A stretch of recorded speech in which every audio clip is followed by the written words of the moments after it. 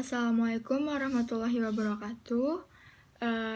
Perkenalkan, nama Abdi Safina Najia di kelas 12 IP 1, kuring bakal maca berita ngeunaan banjir di Sungai Citarum. Sampurasun tepang deui sareng sim kuring Safina Najia dina warta basa Sunda.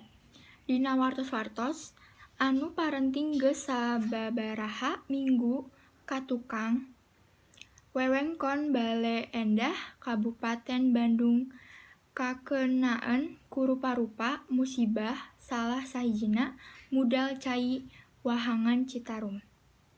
Dumasar kana data nu katalungtik kurang leuwih 1.536 imah katut wangunan sakola jeung pamarentahan ka keem ku cai wahangan Citarum tea.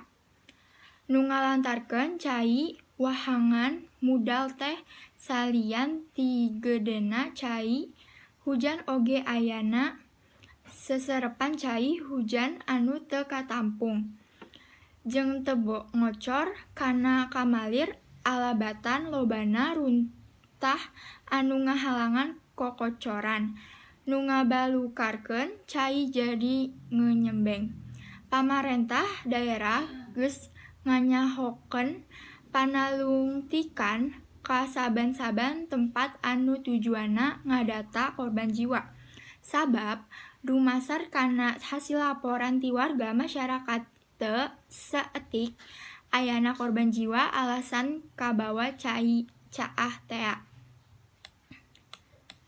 Aparat pamarentah ngarasa kapanggil jiwana milu ancrup ka lapangan keur marenahkeun wargana sangkan jauh tina marabahaya ku cara ngungsikeun ka palantaran anu rada anggang ka wahangan Citarum tea.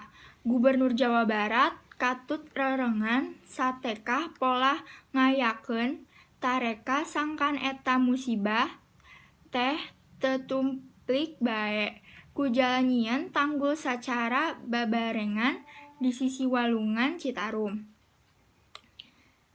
Tapi teu saeutik warga masyarakat sabudeureun Kota Bandung ngarasa prihatin ku ayana musibah kieu teh rereongan ngayakeun tarekah ngumpulkeun waragat keur sumbangkeunan ka warga anu keunaan ku musibah tea.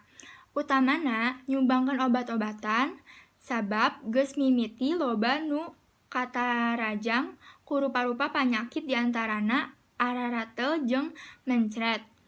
Akibat tina cai anu geus pacampuran jeung kotor tina runtah anu geus buruk. Ku ayana hal eta boh pamarentah pusat atawa daerah teu bosen-bosen miharep ka wargana sangkan bisa ngariksa jeung ngajaga lingkungan.